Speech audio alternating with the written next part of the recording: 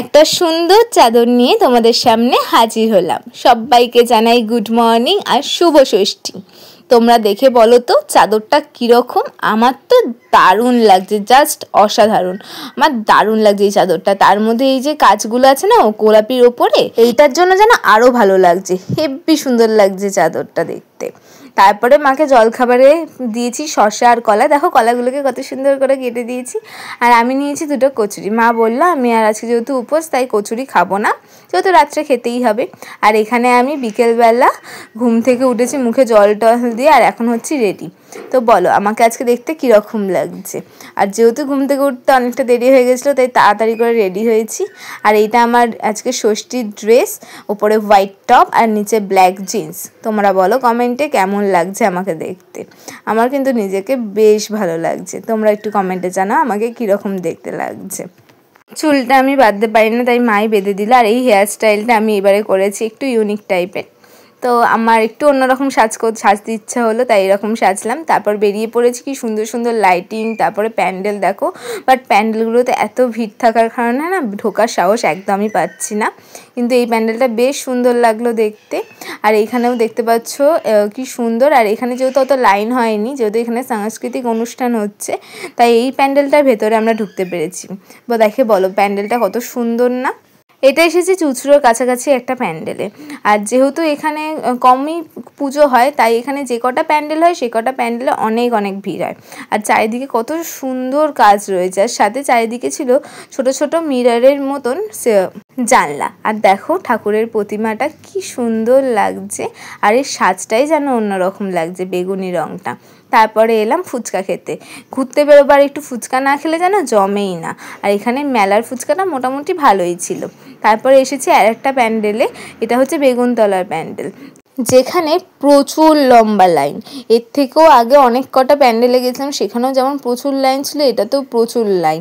এই প্যান্ডেলে ঢোকার সাহস আমার একদমই হচ্ছিল না, যে এত বড় লাইনে দাঁড়ালে মিনিমাম 2 ঘন্টা এই লাইনের মধ্যেই কেটে যাবে, যেটা আমাদের পক্ষে অসম্ভব, হাতে সময়ও কম।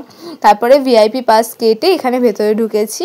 আর দেখো কি সুন্দর বানিয়েছে, বেশ সুন্দর লাগছে। ভেতরে যত যাচ্ছে একটার পর একটা নতুন জিনিস দেখতে পাচ্ছি। ফার্স্টেই ছিল হচ্ছে যে মেয়ে, তারপর বাচ্চা বাচ্চা ছেলেগুলো দড়ির উপর হাঁটে, ওই জিনিসটা তৈরি করেছে। তার উপর চারিদিকে স্বাধীনতার বেশ সুন্দর সুন্দর জিনিস তৈরি করেছে, যেগুলো দেখতে অসাধারণ লাগছে।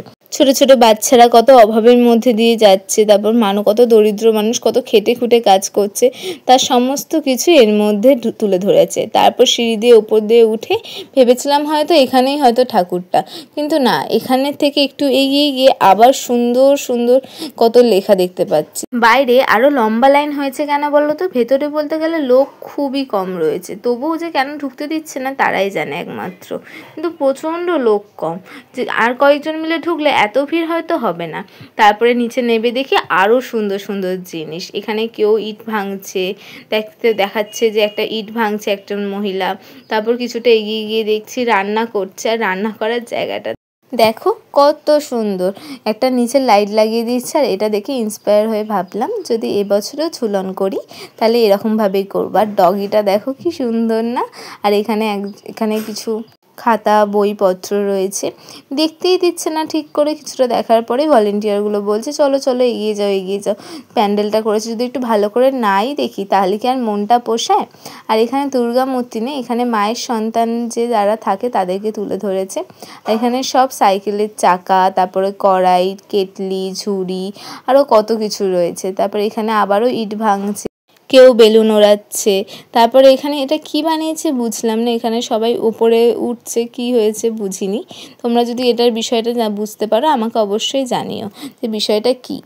প্যান্ডেলের বাইরে রয়েছে দুর্গা মূর্তি, যেই দুর্গা মূর্তিটাকে পুজো করা হয়েছে। ভেতরে যেহেতু একটা সুন্দর রকম মূর্তি তৈরি করেছে, যেটা দুর্গা মূর্তি আসলে নয়, তাই বাইরে করেছে। তারপর এখানে এসেছি বন্দুক ফাটাতে, কিন্তু এখানে 3টে ফাটালে গিফট পাওয়া যাবে, তাই আমি 3টেই ফাটাতে চেষ্টা করলাম, কিন্তু আমার না একটাও ফাটলো না। ফার্স্টেরটাও ফাটলো না, সেকেন্ডেরটাও ফাটলো না। তারপর কফির দোকান দেখে একটা কফি খেতে ইচ্ছে হলো, তাই কফি খেতে এলাম। কিন্তু এখানে 1 কাপ কফির দাম নিয়েছে হচ্ছে 20 টাকা, যেটা হাফ কাপ দিয়েছে। আর খেতে সত্যি খুব একটা ভালো না, মোটামুটি খেতে, কফির টেস্ট সেরকম পাইনি। আর এই প্যান্ডেলগুলোর ভেতরে ঢুকবো কি, এই প্যান্ডেলগুলোর মধ্যেও এত লাইন হয়েছে যে ঢোকার কোনো চান্সই নেই। সাথে আগে আরও প্যান্ডেল দেখেছি, ওইগুলো তো এত ভিড় হয়েছে যে সত্যি বলছি ঢুকবো কি, ঢোকার আগেই হার্ট অ্যাটাক চলে আসছে, যে ঢুকলে এখন 1 ঘন্টা মিনিমাম দাঁড়িয়ে থাকতে হবে। তারপরে এইখানে এসেছি, এই দুর্গা মূর্তিটাকে দেখে না আমার খুব সুন্দর লাগলো। তোমরা বলো তো কি সুন্দর লাগছে না দেখতে, হেব্বি সুন্দর লাগছে। তারপরে এই দেখো লাইটিং, কি দারুণ লাইটিংটা, কিন্তু এই যা ভেতরে ঢুকতে দিচ্ছে না গাড়ি নিয়ে, তাই আমরা আর ভেতরে গেলাম না, কারণ আমাদের অনেকটা দেরি হয়ে গেছে, তারপর আবার খাবার দাবার খাবো, তাই চলে এসেছি রেস্টুরেন্টে, রিভার সাইড ক্যাফেতে এসেছি। আর এখানে ভালোই মোটামুটি ভিড় আছে, পিছনের দিকে ফ্যামিলি সিট আছে, আর প্রচণ্ড লেটও হচ্ছে খাবার দাবার দিতে, তাই ওয়েট করতে পারছি না, যেহেতু লেট হয়ে গেছে অনেকটা, হাতেও সময় নেই। তারপর খাবার আসতেও এত দেরি করছে যে কখন খাবো এটাই মনে হচ্ছে, খিদেও পেয়ে গেছে প্রচণ্ড, কারণ এতটা ঘোরাঘুরি করেছি। আর এখানে খাবার এসে গেছে, খাবারে নিয়েছি বাটার নান, চিকেন ভর্তা আর চিলি চিকেন আর রাইসের একটা বোল। চিকেন ভর্তা আমি আগেও খেয়েছি একটা রেস্টুরেন্টে, তারপর বাড়িতেও বানিয়েছি, কিন্তু এখানকার চিকেন ভর্তাটা সেরকম টেস্ট লাগলো না, ভালো লেগেছে বলবো না, খারাপ লেগেছে, কিন্তু ভালোই লেগেছে খেতে। যারা প্রথমবার ট্রাই করবে তাদের ভালোই লাগবে, খিদের মুখে খেতে ভালোই লাগবে, কিন্তু এর চেয়েও বেটার আমরা খেয়েছি। এই প্যান্ডেলটায় ঢুকবো ভেবেও ঢুকতে পারলাম না, কারণ অনেকটা লেট হয়ে গেছে। ওই প্যান্ডেলটা আগে অনেকটা লাইন ছিল, ভেবেছিলাম আসার সময় ঢুকবো, কিন্তু হাতে সময় ছিল না, কারণ খাবারের ওখানে অনেকটা দেরি হয়ে গেছিলো। তারপরে এই প্যান্ডেলগুলোতে এখনও ভিড় রয়েছে। তারপর আসার সময় এখান থেকে মিষ্টি কিনলাম, আর খাচ্ছি হচ্ছে আমি আইসক্রিম। জানি ঠান্ডা লেগেছে, কিন্তু তা বলে আইসক্রিম খাবো না পুজোর সময়, তা আবার হয় নাকি।